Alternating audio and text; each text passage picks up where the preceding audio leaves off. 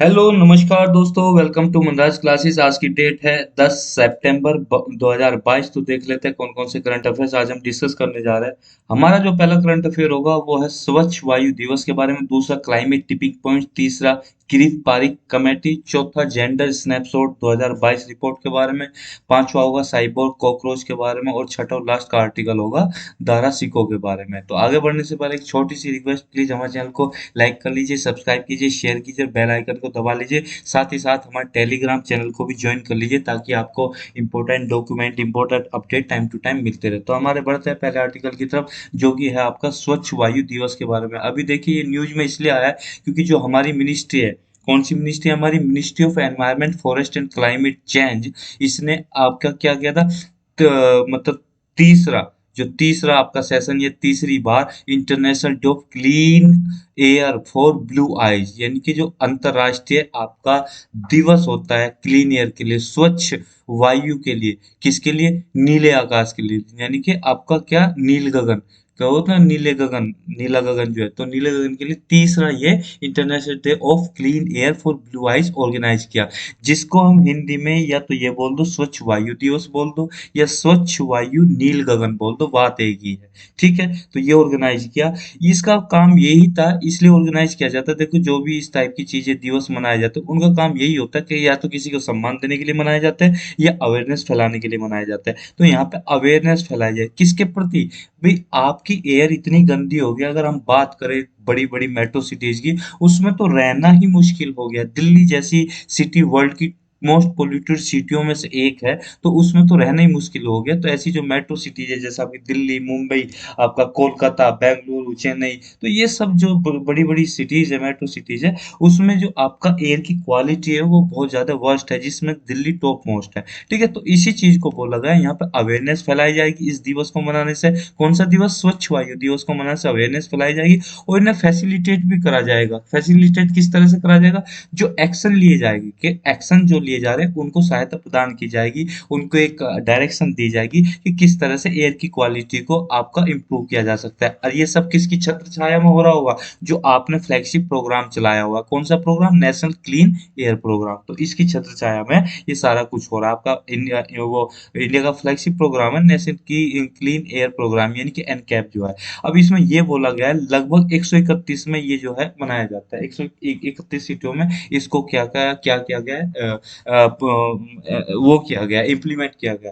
तो अब 131 में से इसने बोला 20 सिटी सेलेक्ट की गई है, जो कि नेशनल क्लीन एयर प्रोग्राम के अंदर अटेन कर चुकी है। क्या, एक पैरामीटर, कौन सा पैरामीटर, जिसका नाम है national ambient air quality standard. National, ये तो राष्ट्रीय लेवल पर, नहीं कि नेशनल लेवल पर किसी कंट्री में। एम्बियंट का मतलब है आपका एनवायरमेंटल, यानी कि एटमॉस्फेरिक एयर। एयर तो आप जानते हैं। क्वालिटी, एक क्वालिटी होती है कि भाई इतनी वैल्यू होनी चाहिए इन पार्टिकल्स की, या PM 2.5 एम की जो पार्टिकल है, PM 2.5 पार्टिकल जो है आपके पर्टिकुलेट मैटर जो है, PM 10 जो है। ठीक है, तो इन जो पार्टिकल्स है जो है आपके या ये कह एरोसोल है, इस टाइप की चीजें हैं जो आपके पोल्यूटेंट है, उनकी एक परमिजेबल लिमिट होती है। ठीक है, परमिजेबल आपकी क्वांटिटी होती है, तो उतनी होनी चाहिए, उससे ज्यादा होगी तो यानी कि वो दिक्कत करेगी। तो इसमें बोलोगे 131 सीटियों में से केवल 30 सीटियों ने ये अटेन किया है। कौन सा, नक्स, इसे NAAQS, नक्स भी बोल देते हैं। ठीक है, मतलब याद करने के लिए। ठीक है, नेशनल, आपका कौन सा हो जाएगा, national ambient air quality standard, जो कि कितनी होनी चाहिए, 60 माइक्रोग्राम पर स्क्वायर सेंटीमीटर, इतनी होनी चाहिए। तो ध्यान रखना, इंपॉर्टेंट है। इंपॉर्टेंट इसलिए कि ये नहीं यूपीएससी में पूछा जाएगा, क्योंकि देखो अगर आपके वहां पे यूपीएससी के प्री में कई सारे पैरामीटर दे दिए गए कि इसकी क्वालिटी इतनी, तो कौन सा सही है, तो आपको एक मोटा मोटा अंदाजा होना चाहिए ना कि 60-70 के बीच में होता है तो हम ठीक मानते हैं। तो अब इससे ऊपर होगा तो यानी कि थोड़ा सा पोल्यूट होती जाएगी चीजें। तो आपको अगर हल्का सा डाटा का पता है ना, बिल्कुल एग्जैक्ट ना पता हो, कोई प्रॉब्लम नहीं, हल्का सा डाटा का पता है तो आप क्वेश्चन सोल्व करने में बहुत मदद मिलती है। देखो जितनी चीजें हम पढ़ाते हैं आपको, उस सारी चीजें ऐसा नहीं कि 100% वो आनी है, मगर क्या है कि इतनी चीजें जो अगर आप पढ़ते हो तो डायरेक्टली इनडायरेक्टली क्वेश्चन में यूज होती है, वहां से ही तो क्वेश्चन बनता है। आप हमेशा देख लेना, यूपीएससी का क्वेश्चन कोई डायरेक्ट नहीं आता, आ गया कोई एक दो दो चार डायरेक्ट, वो डायरेक्ट आएंगे तो सभी कर देंगे,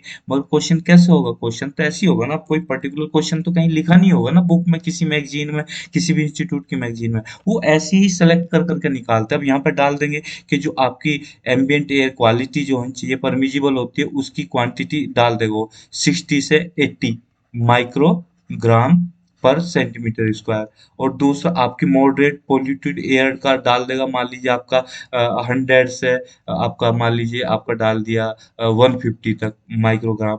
तो अब आपको ये मेजर करना होगा कि कौन सा सही में आएगा, कौन सा गलत में आएगा, तो ये आपका सही क्वांटिटी उसमें आएगा, रेंज में आएगा। तो ये चीजें अगर आपको पता होगी तो आप उस क्वेश्चन को सोल्व कर पाएंगे। ठीक है, आगे बढ़ते तो इस बार की थीम क्या थी? The air we share.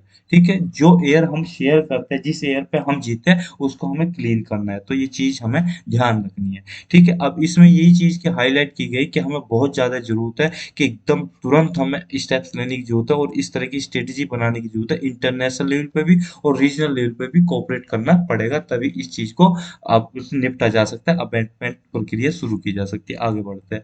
ठीक है, अब इसके बारे में थोड़ा जान लेते हैं। 74वां सेशन हुआ था किसका? उनगा का। उनगा आप जानते हैं, यूएनजे, यूनाइटेड नेशंस जनरल असेंबली।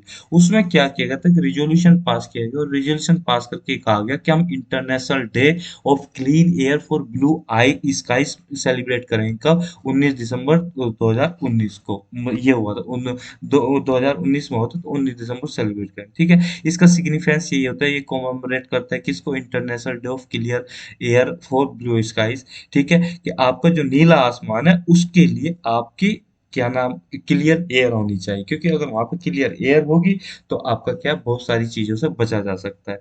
ठीक है, अब इसको क्या है, होस्ट करता है, ये जो समिट होस्ट होती है, कौन होस्ट करता है? मेंबर स्टेट ही इसके होस्ट करते हैं। ठीक है, देखो कौन सी इन्फॉर्मेशन कहाँ काम आएगी कुछ गारंटी नहीं है, क्वेश्चन डायरेक्ट नहीं आते, मैं फिर बोल रहा हूँ, तो इसलिए पढ़ना बहुत जरूरी है। ठीक है, अब जो अटेंडीज होते हैं, जो इसमें मतलब पार्टिसिपेट करते हैं, वो अपने अपने पर्सपेक्टिव को, कि हाँ अगर ऐसा किया जाए तो इसमें सुधार लाया जा सकता है, और पर्सपेक्टिव को रखते हैं, डिस्कस करते हैं जो डाटा है कि भाई ये डाटा है और इतना पोल्यूशन आ रहा है, अगर हम ये कर दे तो इतना हो जाएगा, तो इस तरह से वो डिस्कस करते हैं, और पोल्यूशन का जो एयर का पोल्यूशन है उसको, उससे निपटने की कोशिश करते हैं, उसकी क्वालिटी को सुधारने की कोशिश करते हैं। अब यहाँ पे साथ में एक पिक्चर देख रहे होंगे, इसमें annual average concentration of PM10 जो आपके पर्टिकुलेट मैटर है, ठीक है, PM10 की, PM10, पीएम मतलब पर्टिकुलेट मैटर, यानी कि 10 जो लेस देन माइक्रो, 10 माइक्रोग्राम पर सेंटीमीटर, यानी कि 10 माइक्रो उनसे नीचे छोटा है, माइक्रो से छोटा है, माइक्रो उससे छोटा है।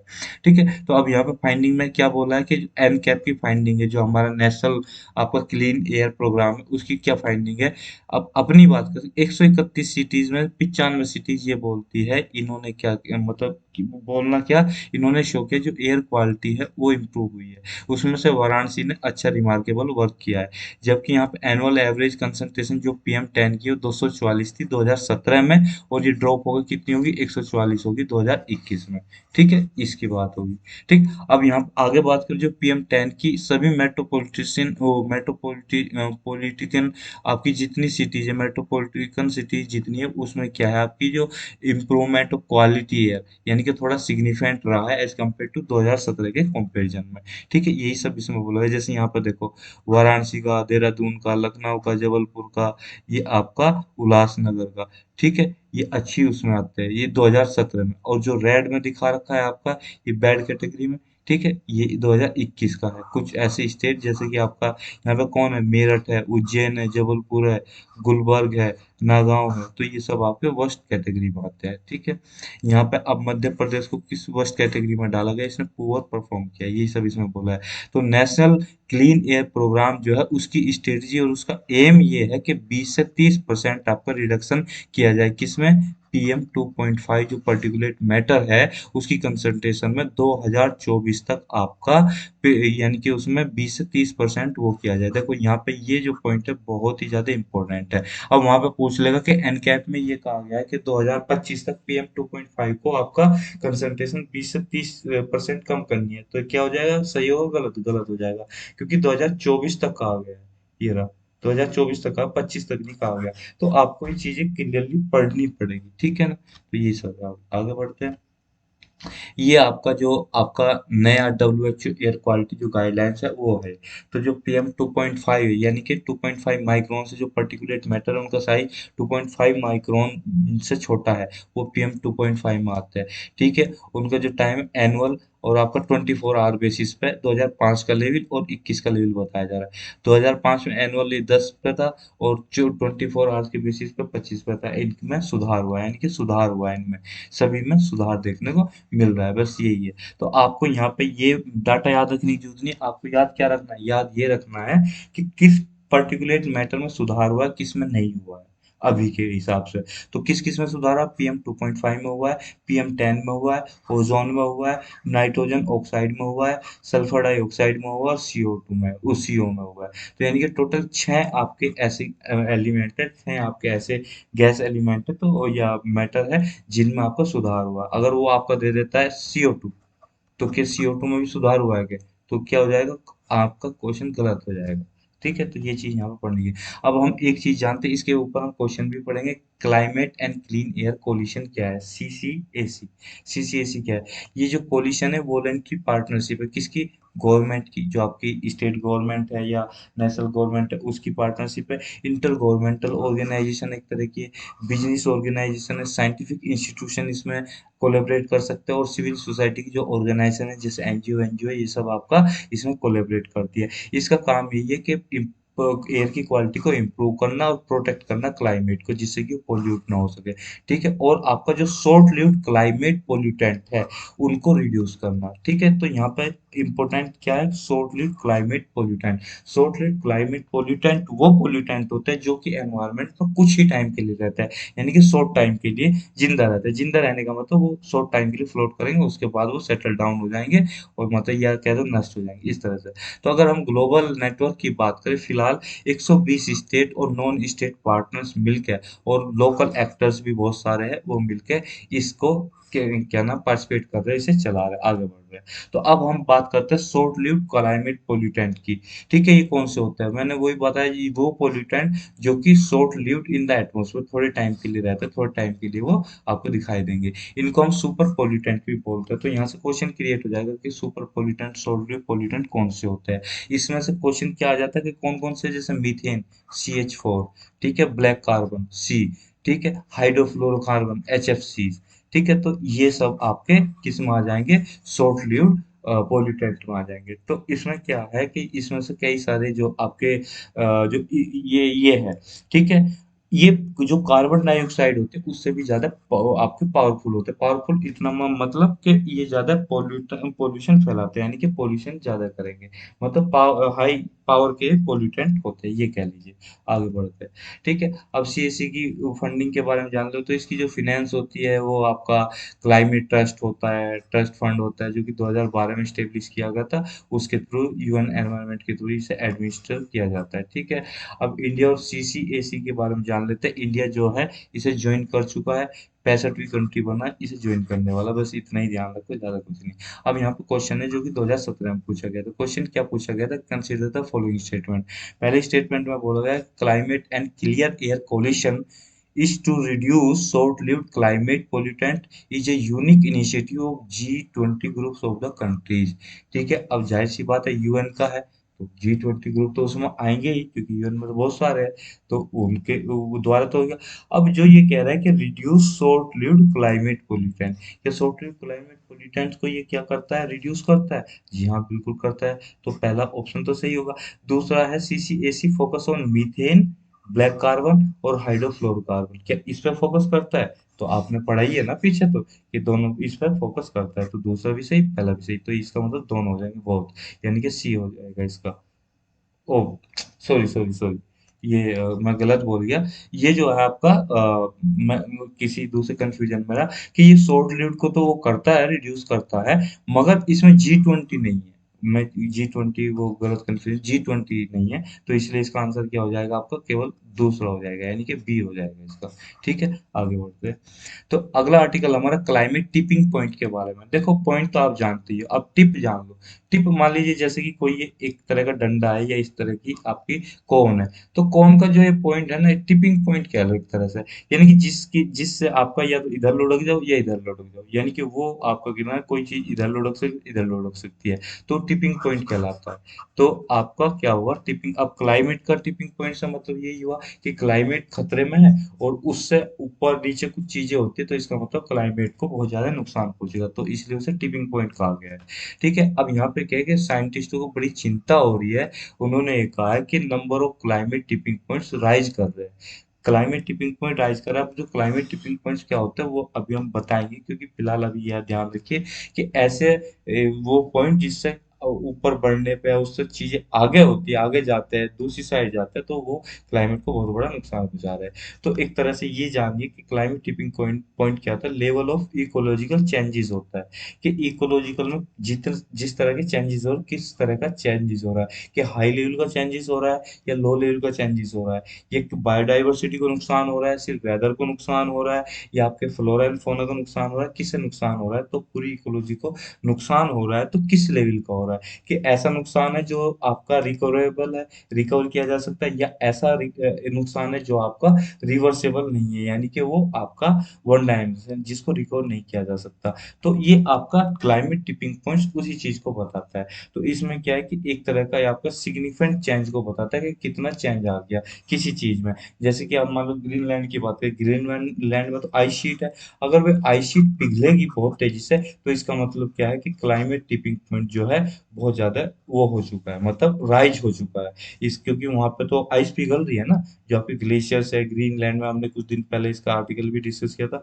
वो तो आइस पिघल रही है, तो इसलिए वहां पे क्या है, ये आपका लेवल जो ऑफ डिस्ट्रक्शन है इकोलॉजिकल चेंजेस का वो बहुत ज्यादा है, यानी कि वहां पे सिग्निफिकेंट चेंज देखने को मिल रहा है।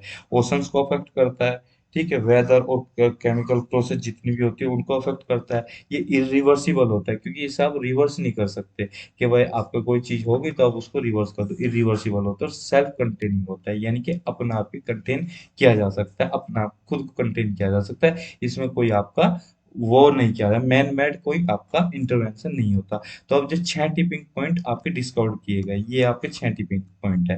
तो इम्पोर्टेंट यहाँ पे ये हो जाता है, अगर इसमें से भी कोई एक अलग से टिपिंग पॉइंट दे दिया कोई दूसरा नाम, तो गलत हो जाएगा पूरा आपका क्वेश्चन। जो क्वेश्चन अगर पूछा जाता है, तो टिपिंग पॉइंट याद आपके होने चाहिए, 2 4 बार पढ़ लेना, याद हो जाएंगे। Greenland ice sheet collapse, west Antarctic ice sheet collapse, collapse of ocean circulation in the polar region of the North Atlantic. अब जो नॉर्थ अटलांटिक का पोलर रीजन है, उसमें जो आपका ओशन करंट होता है, ओशन सर्कुलेट होता है, अगर वो सर्कुलेट ना हो, तो गर्म पानी ठंडी की जगह नहीं जाएगा, ठंडा पानी गर्म की जगह नहीं जाएगा, तो वेदर में बहुत बड़ा डिफरेंस देखने को मिलेगा। तो इस वजह से वो क्या है, उसका कोलैप्स देखने को मिल रहा है। ठीक है, ओशन सर्कुलेशन कोलैप्स देखने को मिल रहा है। ऐसे ही आपका वेस्ट अंटार्कटिका की जो सीट है, आइस शीट है, वो कोलैप्स हो रही है। ऐसी ग्रीनलैंड की आइस शीट कोलैप्स हो रही है। तो बहुत बड़ा चेंज देखने को मिल रहा है। कोरल रीफ्स डाई हो रहे हैं, मर रहे हैं, लो लो लैटिट्यूड पे ही। ठीक है, और आपकी परमाफ्रॉस्ट में थाइंग देखने को मिल रही है नॉर्दर्न रीजन में।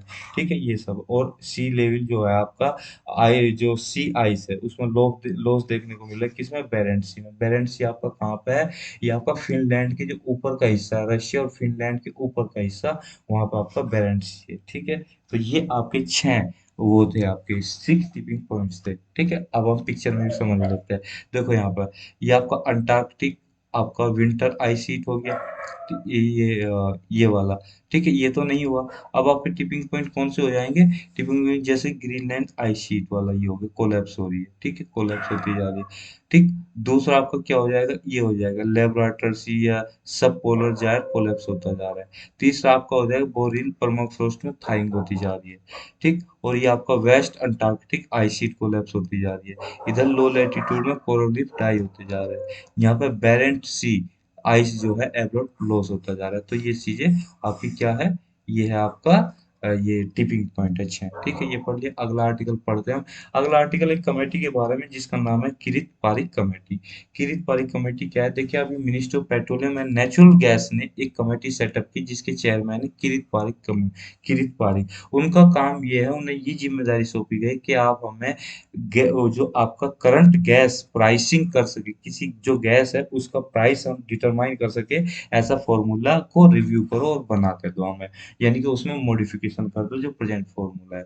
तो रिव्यू करना है पहले फॉर्मूले को, जिससे कि करंट गैस प्राइसिंग के फॉर्मूले में मॉडिफिकेशन किया जा सके। ऐसा क्यों हो रहा है? क्योंकि देखो, अब आपके जो रिसोर्सेज है वो तो खत्म होते जा रहे हैं ना। और आपने देखा होगा स्कीम चलाई थी प्रधानमंत्री उज्ज्वला योजना। प्रधानमंत्री उज्ज्वला योजना जो चलाई थी, तो लोगों को सब्सिडी दी गई, गैस बहुत सस्ती दी गई। ठीक है, इसमें कितने लोगों को कवर किया गया? ये कह लो लगभग 10 करोड़ हाउस होल्ड को कवर कर लिया गया जनवरी 2022 तक।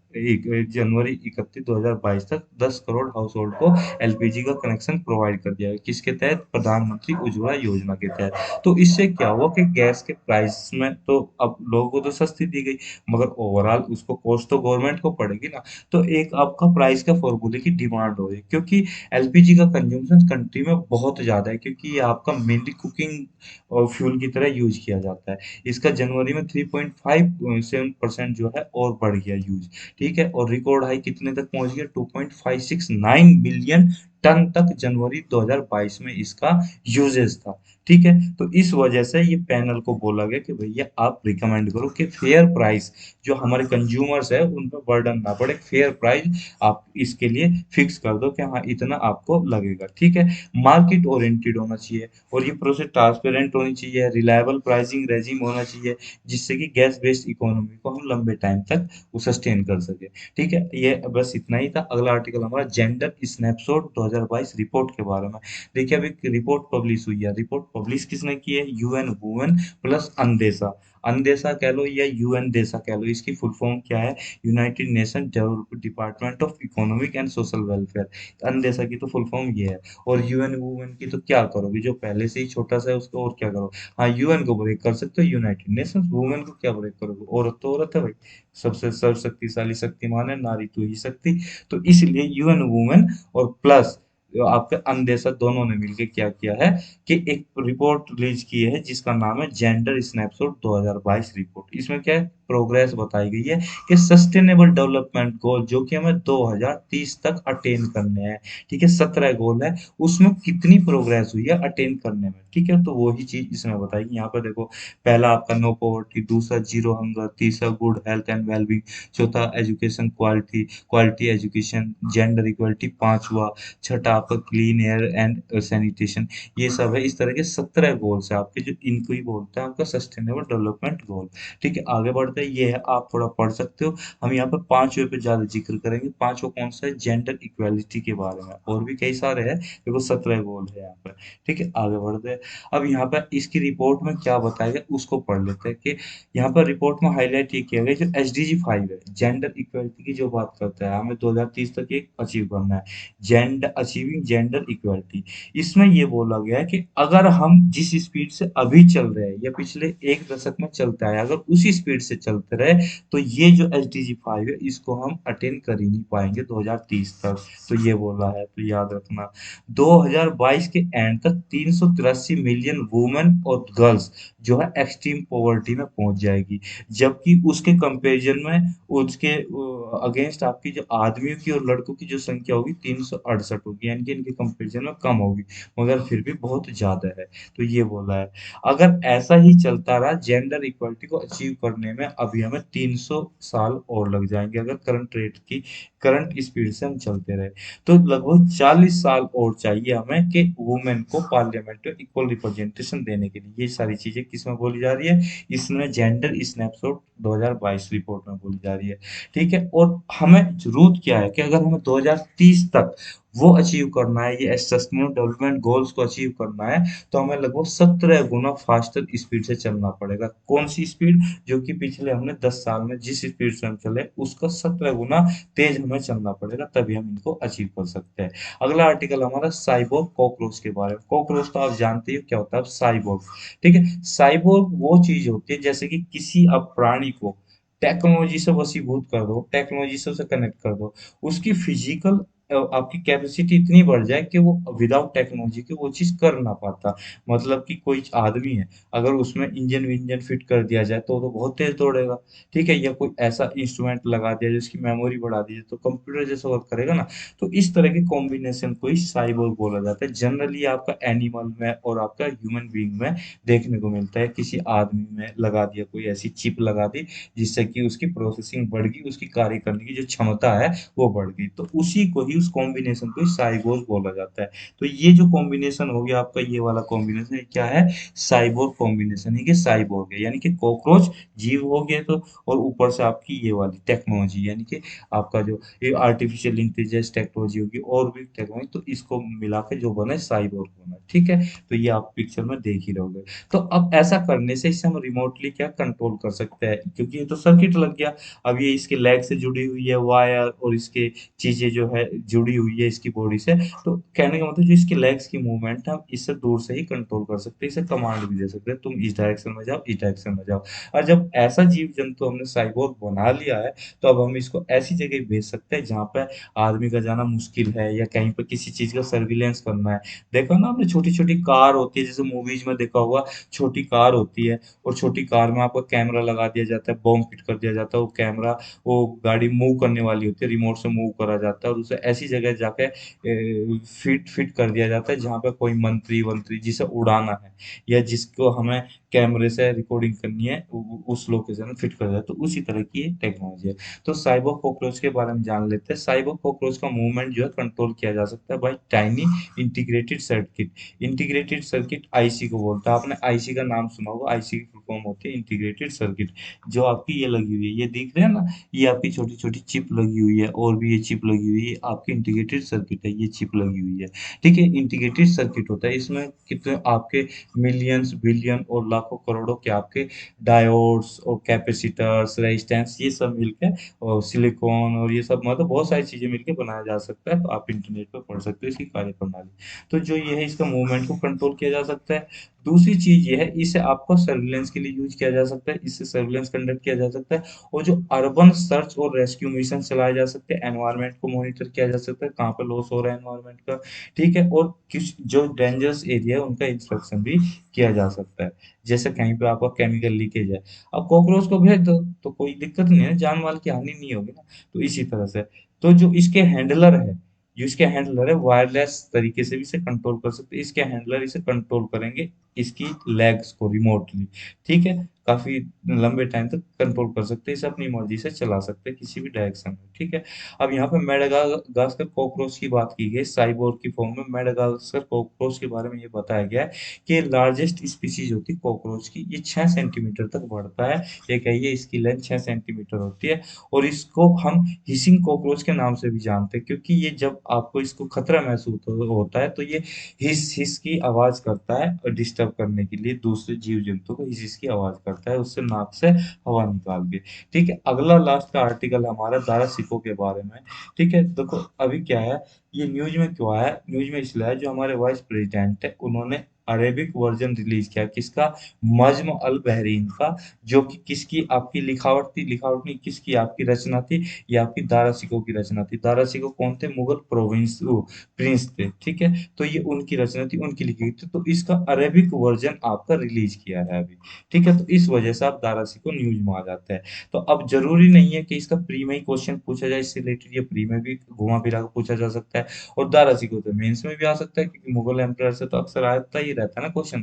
तो अब हम जान लेते हैं, मुगल एम्पायर जो शाहजहां थे उनके बेटे थे, सबसे बड़े बेटे थे, ठीक है? दारा सिको। ये मार दिया गया था इनको, जो इनके भाई थे छोटे, गद्दी के लालच के चक्कर में, जो सक्सेशन वार हुआ था, कि भाई औरंगजेब ने अपनी भाइयों को मार डाला गद्दी पे बैठने के लिए। कब मारा था? 1659 में इनको जो है मार दिया था, ठीक है? बड़े बेटे थे किसके? आपके मुगल एम्पायर जो शाहजहां थे उनके बड़े बेटे थे। दारा सिको ने, आपको दूसरा टाइटल भी दिया गया दारा सिको को, दूसरे नाम से जाना जाता, पादशाह जादा ए बुजुर्ग मर्तबा, जिसका नाम मतलब होता है प्रिंस ऑफ हाई रैंक, यानी कि एक हाई वैल्यूज वाला, हाई रैंकिंग वाला प्रिंस है ये, जो सबको पसंद आता है, जिसकी क्वालिटीज बहुत अच्छी है, जो हर तरह से कैपेबल है। तो उसको टाइटल दिया गया बादशाह ज्यादा ये बुजुर्ग मर्तबा। ठीक है, तो यानी प्रिंस ऑफ हाई रैंक। इसके जो सक्सेसर्स थे, वो इसके पापा, ओ सॉरी, जो ये थे इसके फादर थे, पापा पापा बोल दो, ये इसकी जो वो थी, क्या नाम, सिस्टर थी, बहन थी, वो इसको क्या फेवर करते थे कि हाँ यही बनना चाहिए सक्सेसर, और कायदे से तो यही बनना चाहिए, तो सक्सेशन का तो रूल यही है ना कि बड़ा बेटा ही बनता था। मगर अब उसके मन में तो लालच था औरंगजेब के, तो उसने इसको अपने भाइयों को सबको मार दिया, तो अपना आप वो बन के गद्दी पे बैठ गया। सक्सेशन वार जो हुआ था आपका, उसमें ये मारे गए। और किसने मारा? दारा को उसका यंगर ब्रदर जो था औरंगजेब, उसने मारा। उसका नाम क्या था? प्रिंस मोहम्मदीन था। ठीक है, एग्जीक्यूट किया गया दारा से, उसके औरंगजेब के ऑर्डर पर 1659 में, तो हम पढ़ ही चुके हैं, दोबारा रिवाइज कर लिया। ठीक है, अब इसके कारनामों के बारे में जान लेते हैं दारा सिकों की, किस तरह की इसकी फिलोसफी थी, क्या ये सोचता था। ये बहुत ही लिबरल माइंडेड था, यानी बहुत कूल माइंडेड, कहते हैं ना, जो कूल है, लिबरल है। आज के टाइम में अगर हम बात करने लगे, तो किसी मतलब लड़की के बारे में, गांव की बात कर रहा हूँ, किसी ऐसी चीज के बारे में जैसे पीरियड्स के ऊपर या वर्जिनिटी के ऊपर, तो अभी भी ये चीजें टैबू बनी हुई है हमारे समाज में। जबकि ये बहुत ही जरूरी इंपॉर्टेंट चीज है, इसके चीजों के ऊपर खुल के होनी, बातें खुल के होनी चाहिए। ठीक है, तो टैबू बनी हुई है हमारे समाज में, मगर जो लिबरल्स माइंड होता है, वो इन पर खुल के बात करते हैं, शर्माते नहीं, क्योंकि उनको पता है ये समाज में कुप्रथाओं की तरह फैली हुई है चीजें, तो इनके जो बुरी प्रथाएं है या बुरी थिंकिंग है, उनको सुधारना जरूरी है, तो इसलिए लिबरल माइंड का होना बहुत जरूरी है। अनऑर्थोडॉक्स थे, ये कट्टरपंथी नहीं थे, जैसे कि बहुत सारे मुस्लिम कट्टरपंथी होते हैं कि भाई एक ही चीज दिखाई देती है उन्हें, तो ये वो उस टाइप के नहीं थे। तो ये अनऑर्थोडॉक्स थे, तो जो कि बहुत अच्छी बात होती है कि धर्म में कट्टरपंथी नहीं होनी चाहिए। ठीक है, माइंड लिबरल होना चाहिए, तभी तो आप दूसरे के क्वालिटीज को एडॉप्ट कर पाओगे। और ये ऑथर थे मजम अल बहरीन की, जो कि हमने डिस्कस कर ही लिया। इसका मतलब होता है मजमा, मजमा कह लो या मजम कह लो। तो मजमा को कहते हैं ना, क्या क्या मजमा लगा के बैठे हो दोनों के दोनों या तीनों, एक इतने लोग मजमा लगा, मजमा मतलब कॉन्फ्लुएंस, एक जगह इकट्ठे होना। तो यहाँ पर क्या confluence of the two seas, दो सीज का मजमा अल बहरीन। तो बहरीन में जो सी है, तो दो सी वहां पे मिलते हैं। ठीक है, तो उसको मजमा अल बहरीन, ये आपका ऑथर, मतलब इसके ऑथर थे। और इनकी कोशिश यही थी कि शांति बनी रहे, किसकी? जो सूफी फिलोसफी है इस्लाम की, और वेदांत की जो फिलोसफी है हिंदुइज्म की, इन दोनों के बीच में आपका सामंजस्य बना रहे, शांति बनी रहे। तो अब दारा सिकोह क्या है, रेस्पॉन्सिबल किस चीज के लिए माने जाते हैं, कि जो उपनिषद था, उपनिषद को ये ट्रांसलेट करा और वेस्ट में पहुंचाया गया। ठीक है, तो ये इसके वेस्ट में पहुंचाने के लिए जो उपनिषद है उसे ट्रांसलेशन करके जो वेस्ट में पहुंचाया, तो उसके लिए जिम्मेदार माने जाते हैं। दैट मीन इन्होंने बहुत अच्छा काम किया, क्योंकि इनके अंदर तो टॉलरेंस बहुत ज्यादा था, नहीं ये हर धर्म को एडॉप्ट करना चाहते थे और उनसे सीख लेना चाहते थे कुछ। और इन्होंने जो क्या किया, एक तरह का ट्रांसलेशन किया, योग वशिष्ठ जो बुक है लिखी गई है, उसका भी ट्रांसलेशन किया। और ये आर्ट के जो कला थी उसके बड़े प्रेमी थे। ठीक है, इन्होंने कई सारी फिलोसफी, जो मिस्टिसिज्म की फिलोसफी है, और इस चीज को बहुत फॉलो किया, as compared to military pursuit इन्होंने फॉलो नहीं किया। तो दोस्तों यही थी आज की हमारी डिस्कशन, इस डिस्कशन में इतना ही बस।